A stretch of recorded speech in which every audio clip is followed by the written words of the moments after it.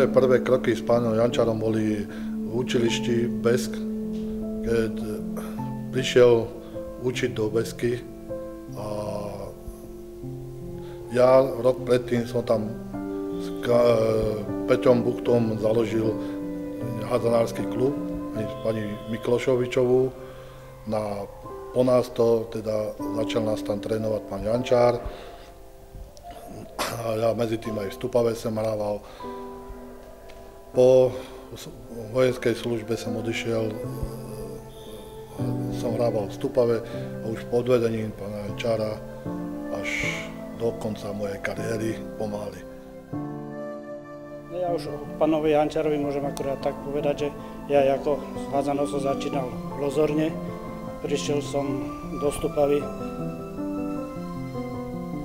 kde som došiel do družstva, ktoré vtedy začal trénovať pán Jančár a myslím si, že po tej stránke, keď sme trénovali, že dal nám z toho, jak sa povie, športového, aby sme akože napredovali, dobre zabrať na tréningoch a prakticky, že to, čo nás, jak sa povie, že na tréningoch naučil, sme sa snažili v tých zápasoch, ako aby nám to vychádzalo, i keď niekedy to nebolo podľa jeho predstav, takže tak to niekedy dopadlo, ale myslím si, že sme pod tým vedením pána Jančára urobili ako dobré meno tej stupavskej hádzanej.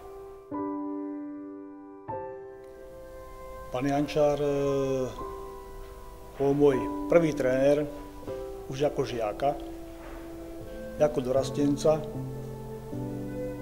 ako staršieho dorastenca a ako muža.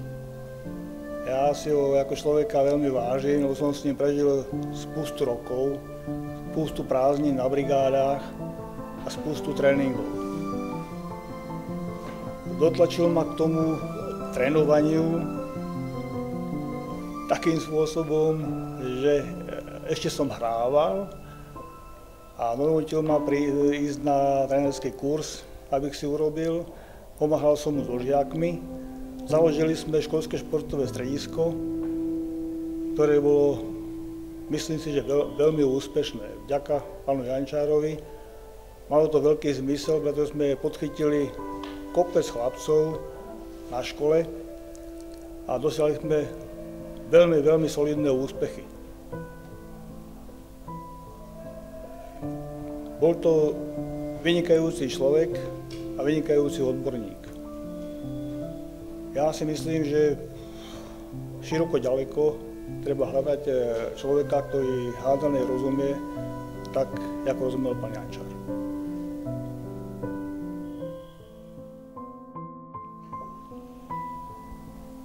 S radosťou som prijal návrh, že v súčasnej dobe funkcionári hádzanárskeho oddielu v Stupave sa podujali otvoriť sieň slávy, do ktorej ako prvého by sme mali uviesť pána Jančára.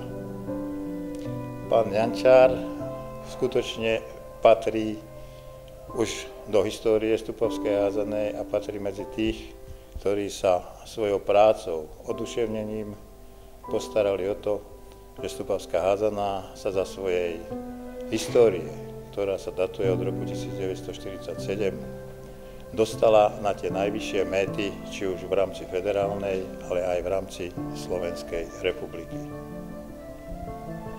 Nemu patrí každopádne vďaka za to. Bol to človek, ktorý dokázal ľudí zmanipulovať, ale v tom dobrom slova zmysle.